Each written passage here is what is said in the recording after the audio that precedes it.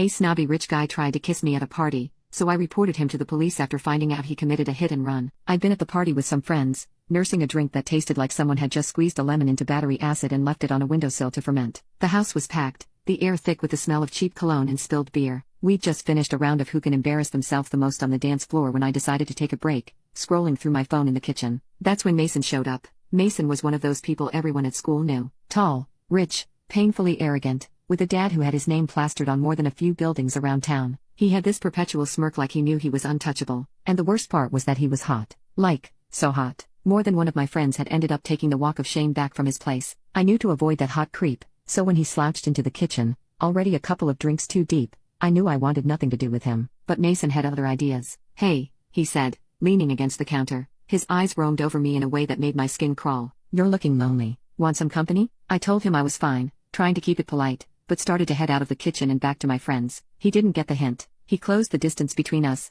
that cocky smile still plastered on his stupid face. "Come on, don't be like that," he said, and I tried not to gag from the entire whiskey factory he'd apparently drunk. Then, just like that, he leaned in for a kiss I absolutely did not want. I stepped sideways, letting him stumble and catch himself against the counter, which resulted in him spilling his drink and basically throwing his phone on the counter. I swiped his phone for revenge, figuring that as my revenge, at least he'd wake up tomorrow and have to spend a couple $100 on a new phone. I ducked out of the kitchen and unlocked his phone, but it was already open to a group chat. One message in a chat said, "No one can know about what happened with the car. Payments were sent through Venmo. Keep your mouths shut." It didn't take a genius to figure out what that was about. A hit and run had made headlines a few weeks earlier. A car had smashed into a pedestrian and sped off, leaving this poor 15-year-old hospitalized. The case had gone cold, but now I had a sinking feeling that Mason knew something. I didn't just leave the party and go home to sleep it off, though. No, hot jerks that think they can just pay everybody off and get what they want even if people got hurt didn't deserve to get off easy. Instead, I spent the next several hours digging up every digital footprint I could find.